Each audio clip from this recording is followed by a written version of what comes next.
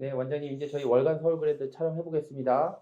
아, 네, 잠시만요. 요거만 조금 하고 진행하겠습니다. 뭐 또 쇼핑하시는 거예요? 네, 그 직원들이랑 네. 주변에 좀 나눠줄 선물 좀 사고 있었어요. 뭐 네. 어떤 거 구입하시는 거예요? 그 과일이랑요. 네. 그 요즘 해산물이랑, 네. 네, 뭐 보리굴비랑 뭐 이런 거 좀 사고 있습니다. 네. 너무 충동 구매하시는 거 아니에요? 이렇게 많이? 직원이 많다 보니까. 네. 역시 후하시군요, 네. 원장님. 알겠습니다. 오늘 저희가 이제 본격적으로 콘텐츠 한번 진행해 볼게요. 혹시 저기 저희 촬영진 것도 있을까요? 잠깐만요. 네.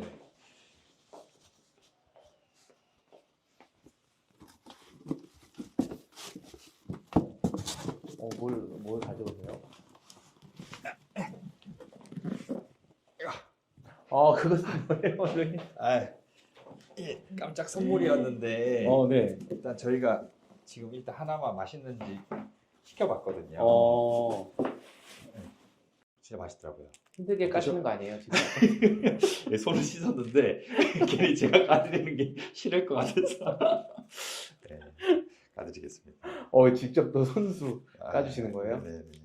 뭐, 카메라 들고 계셔가지고 고맙습니다. 와, 영광입니다. 저번에 또 그 핸드크림인가요? 그것도 선물해 주셨어요. 네, 그거 좋죠. 너무 좋더라고요. 네, 와, 고맙습니다, 원장님. 네. 이렇게 오늘도 또 이렇게 챙겨주시네요. 네. 원장님 그 지인분들이면 좋겠네요. 직원분들도 그렇고 맨날 이렇게 좋은 거 많이 선물해 주시니까. 네, 뭐 저도 먹고 싶고 하니까 네. 같이 그냥 나눠 먹으려고 그냥 사고 있습니다. 알겠습니다. 네. 그럼 앞으로 항상 저희 촬영진 그렇게 챙겨 주십시오. 네, 고맙습니다. 네. 본격적으로 오늘 컨텐츠 촬영해 보겠습니다. 네. 원장님. 네. 알겠습니다. 저희 수술실로 갈까요? 네, 그러시죠. 네.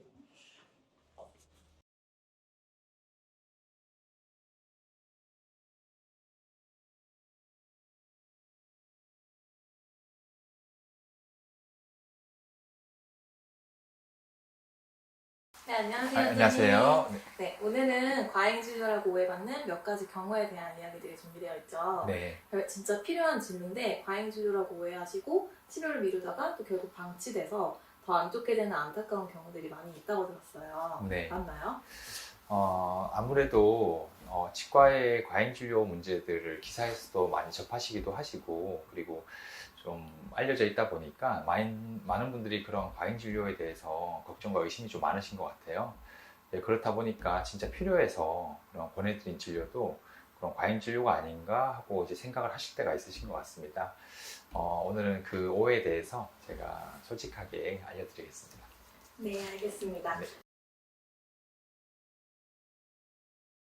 첫 번째로 이제 많이 오해하시는 게 충치치료 여부에 대한 거더라고요. 보통 다른 치과에서는 충치치료 할 필요가 없다고 했는데 여기 오니까 충치치료 해야 한다 이런 네. 이야기를 들었을 때 이제 많은 오해를 느끼시더라고요. 네. 충치가 조금 있으세요? 네? 아닌데? 다른 치과에서는 충치 없다고 했어요. 그런 적 없는데? 맞습니다. 아무래도 그런 정말 필요해서 그런 충치 치료를 권유를 드렸을 때 그런 부분에 대해 신뢰감을 좀 잘 쌓지 못하시고 다른 치과 가셔서 이제 진단을 받으시고 다시 하시는 분들도 좀 많으세요. 그런 분들도 좀 있기는 한데 그런 분들을 보실 때마다 최대한 오해가 쌓이지 않고 신뢰감을 형성할 수 있게끔 저희는 이제 사진도 찍고 구강 카메라도 찍고 자세하게 설명을 드리려고 합니다. 그래도 좀 다른 치과 가서 진단을 받고 싶어 하시는 분들도 간혹 있으셔서 설명을 조금 부족했나라는 그런 생각도 들기도 하고요. 그러면 이런 경우에 환자분들한테 서운하진 않으신가요? 내 진단에 대해 약간 신뢰를 갖지 못했다 이런 생각 때문에?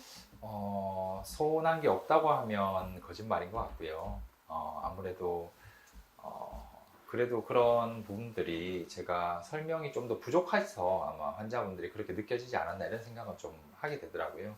그래서 처음에 제가 개원하고 나서 이런 설명을 드릴 때는 특별히 구강 카메라라든지 이런 거를 많이 이용하진 않았었는데 요즘은 거의 다 이제 구강 카메라를 찍고 그런 사진을 보고 환자분이랑 얘기를 하면서 이렇게 말씀을 드리기 때문에 요즘에는 거의 그런 경우는 거의 없는 것 같긴 합니다.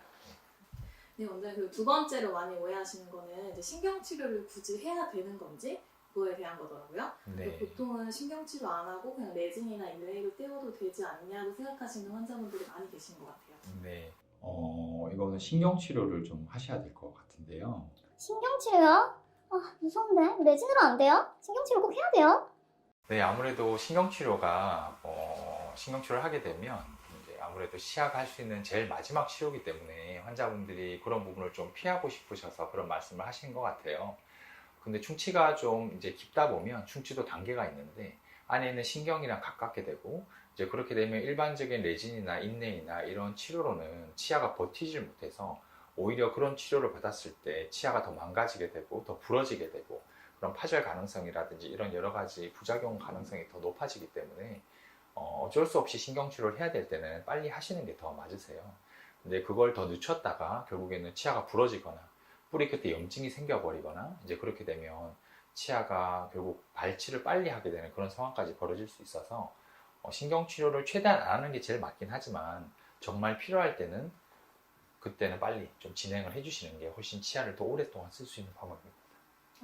네, 네. 알겠습니다. 네. 네, 다음 세 번째로 또 많이 오해하시는 거는 사랑니를 꼭 뽑아야 되는지에 대한 거네요. 특히 통증도 없고 정상적으로 자란 사랑니 같은 경우에는 나는 꼭 사랑니를 뽑지 않아도 될 것 같은데 라고 생각하시는 것 같아요. 네. 여기 사랑니는 좀 뽑으셔야 될 것 같아요. 뽑는다고요? 아프지도 않은데 꼭 뽑아야 돼요. 하나도 안 아픈데? 예전 원장님들이라든지 최근에 뭐 임플란트가 많이 하고 있지만 예전 임플란트가 굉장히 고가였거나 임플란트가 시술이 별로 이렇게 많이 이루어지지 않았을 때는 그런 사랑니가 제대로 난 사랑니를 가지고 뭔가 걸어서 쓴다든지 아니면 그 사랑니를 이식을 한다든지 하는 방법들이 여러 가지가 많았어요. 근데 최근에는 이제 그런 임플란트 기술도 많이 높아지고 가격도 많이 저렴해졌기 때문에 그런 사랑니를 괜히 가지고 있다가 연구치가 손상이 되는 경우가 종종 이제 발생이 돼서 이제 그런 부분 때문에 이제 사랑니가 관리가 안 되거나 그러면 이제 발치를 권유드리긴 합니다. 당연히 제대로 나 있고 관리도 너무 잘 되고 씹히는 것도 정말 좋고 하면 굳이 발치 권유드리진 않아요.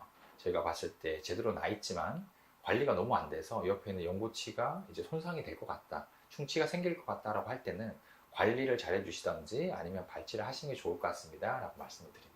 다음 네 번째로도 많이 오해하시는 걸 말씀드릴 건데요. 임플란트 할 때 뼈 이식까지 굳이 해야 되는지 오해하시는 분들이 있으신 것 같아요. 뼈 이식에 대한 그 필요한 이유를 충분히 설명을 못 들으면 이런 오해를 하실 가능성이 높을 것 같아요.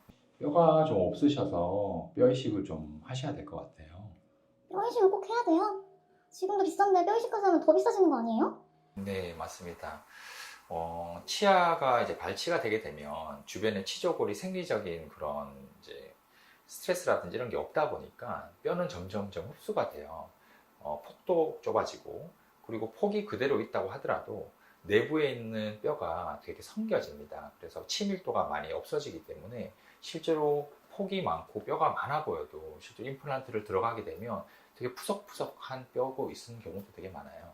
그리고 안쪽으로도 뼈가 너무 없어서 이제 뼈가 폭 자체가 이렇게 위축이 된다든지 이제 그런 부분들도 좀 있기 때문에 발치를 하고 나서 시간이 좀 지난 그런 치아들, 그런 무치아적인 부분에서는 뼈 이식이 거의 필요한 경우가 좀 많으세요. 당연히 뼈 이식 하지 않고 짧은 임플란트, 작은 임플란트, 좁은 임플란트 이런 임플란트를 쓸 수는 있어요. 근데 그런 임플란트를 썼을 때 장기적인 예후가 얼마나 될지는 솔직히 알 수 없기 때문에 거의 머금니에 해야 되는 임플란트를 앞니 임플란트로 막 심는다든지 이렇게 되면 당장에 1, 2년은 쓸 수 있지만 시간이 지나면서 부러지거나 그럴 수 있어서 그런 부분은 이제 뼈 이식이 필요한 부분은 꼭 말씀드리고 이렇게 해서 뼈 이식이 필요합니다 라는 부분을 말씀을 드리고 있습니다. 네. 젊은 분들도 뼈 이식을 많이 하시나요?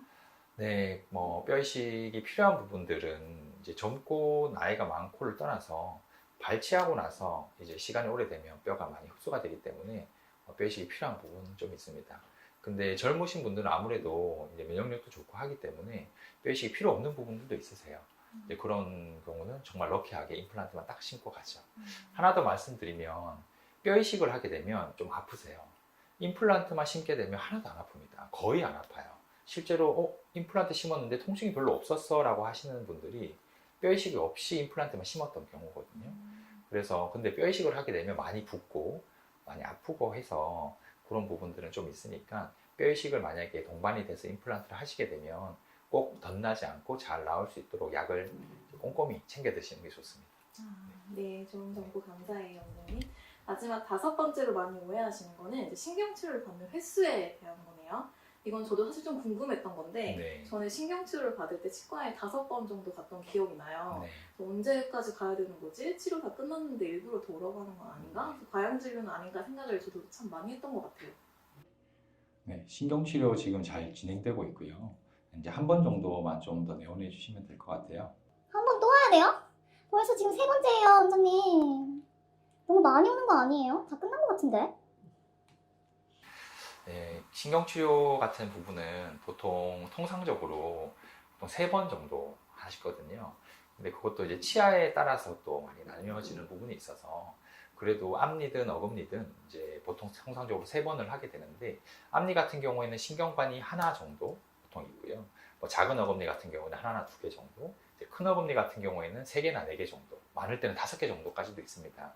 그래서 그런 작은 신경관에 있는 신경을 제거를 하고 깨끗하게 세척을 한 다음에 치료를 하고 하는 게 이제 신경치료이기 때문에 그런 부분이 좀 미비하게 되면 결국에는 나중에 또 신경에 염증이 생기게 된다든지 뿌리 끝에 염증이 생기게 돼서 그런 부분을 확실히 하기 위해서 저희가 필요에 의해서 말씀을 드리는 부분이라서 필요하다면 의사 선생님들이 뭐 한 번 더 오시면 좋겠습니다라고 말씀을 드리거든요. 저희가 필요 없어서 하는 건 아니고 그리고 환자분들이 통증이 있거나 그럴 때는 바로 또 마무리를 하기가 힘들어요. 통증이 있으면 통증이 있는 이유도 있기 때문에 그런 부분이 다 해소가 된 다음에 신경치료 마무리가 돼야 돼서 그런 부분도 있다는 거는 조금 알고 계셨으면 좋을 것 같습니다. 네. 네. 저도 좀 오해가 풀린 것 같습니다. 네. 네, 일단 많이 오해하시는 게 또 비용 문제가 있어요. 네.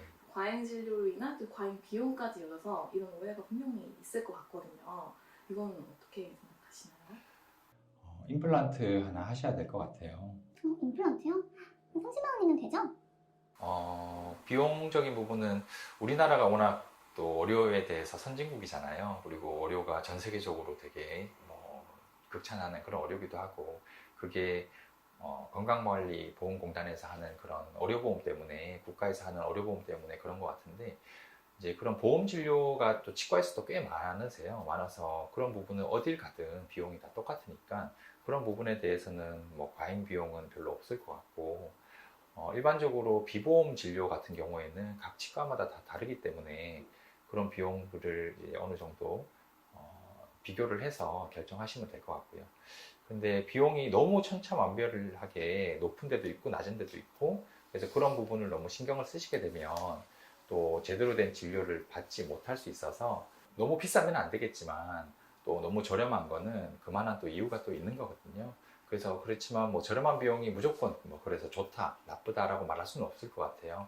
그래도 저가의 기준이 이렇게 저가가 이렇게 기준이 돼서 이런 정당한 뭐 적당한 금액이라든지 이런 부분들을 너무 과잉 진료라든지 과잉 비용이라고 이렇게 판단하는 거는 조금 무리가 있는 부분인 것 같아서 그렇게 생각하시는 게 조금 더 좋을 것 같습니다. 네, 원장님 오늘 좋은 정보 진짜 감사드려요. 네. 많은 분들이 과잉 진료에 대한 그런 오해들이 많이 풀리셨을 것 같아요. 네. 과잉 진료 걱정으로 치과를 원래하시는 분들한테 한마디 해주시면 좋을 것 같아요. 네.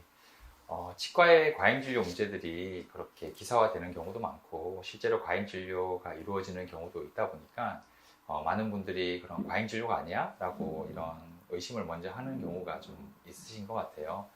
꼭 필요한 진료를 말씀드리는 그런 경우에도 과잉 진료라고 생각하실 때에는 치과 진료에 대한 그런 치과에 대한 신뢰도가 아직 많이 부족한 것 같아서 그런 부분에 대해서 안타까움을 좀 느끼는 것 같습니다. 이러한 인식을 좀 없애기 위해서는 이제 앞으로도 치과나 여러 치과의 노력이 좀 필요하다고 생각됩니다. 환자분들이 그런 불안해하지 않고 그런 신뢰를 이제 느낄 수 있도록 더 명확하고 더 자세하게 설명을 해드리는 것이 좀 중요해 보이고요. 진심은 언젠가는 통한다는 말이 저는 이 말을 믿기 때문에 언젠가는 그게 그렇게 될 거라고 믿습니다. 믿을 수 있는 치과를 만나셔서 이렇게 치료가 필요한 치아를 빨리 잘 치료받는 게 좋은 것 같습니다. 네. 네. 원장님이 생각하는 과잉 진료를 피하기 위한 팁이 있으실까요? 근거 없이 그런 치료를 권하기보다 의사가 직접 이렇게 설명을 드리고 알기 쉽게 충분히 또 이야기도 해주시고 그런 의사 선생님이 이제 설명을 해주시는 그런 치과에서 좀 진료를 받으시는 게 조금 더 좋지 않을까 그런 생각은 좀 듭니다. 요즘에는 뭐 공장형이라든지 이런 치과들도 좀 있고 하기 때문에 그런 부분에 대해서 라포 형성이 잘 안 되고 신뢰감이 또 떨어지고 하니까 그런 형식적인 관계가 아닌 그런 라포 형성을 잘 해주면서 친밀감과 그런 신뢰를 쌓아주는 그런 친구 같은 치과 의사 선생님을 만나보시는 게 좋을 것 같습니다. 네, 원장님. 환자를 위한 아이템들도 직접 내손내산 하시고 전에 소외계층 분들한테는 비용을 받지 않고도 치료해드릴 의향이 있다 이렇게 말씀하신 네. 적이 있거든요. 원장님께서는 개인적인 욕심보다 배려나 나눔을 위해 더 노력을 많이 하시는 것 같아요. 맞나요? 아무래도 제가 의사다 보니까요. 네, 의료의 일을 이렇게 하다 보니까 제가 환자분들한테 나눔을 한다든지 그런 봉사에 대한 그런 생각을 하는 게 조금 더 제가 살아가는데 훨씬 더 기쁨이 더 생기더라고요.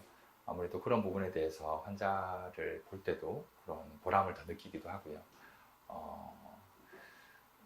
환자뿐만이 아니라 뭐 인생을 살면서도 뭐 친구들이라든지 뭐 그런 같이 있는 가족들이라든지 한테도 이렇게 나누고 베풀고 하는 게 조금 더 마음이 좀 더 편해지고 더 기쁜 그런 마음이 들어서 그렇게 살아가려고 노력은 하고 있습니다. 뭐 오늘은 그런 과잉 진료에 대해서 얘기를 했는데요. 뭐 진료가 필요한 부분에 대해서 이렇게 말씀을 드렸을 때 환자분들이 조금 뭐 궁금한 부분이라든지 이해가 안 되는 부분들이 있으시면 저희가 조금 더 설명을 드릴 수 있도록 조금 더 노력하는 그런 자세를 좀 가지는 게 좋을 것 같고요. 저도 그렇게 하도록 저희도 더 노력을 할 테니까 그런 부분에 대해서 염려치 마시고 꼭 궁금한 거 있으면 꼭 물어보시고 저희도 거기에 대해서 화답할 수 있도록 조금 더 노력을 할 테니까요. 기대해 주셨으면 감사하겠습니다. 네, 원장님 감사합니다. 네, 고맙습니다.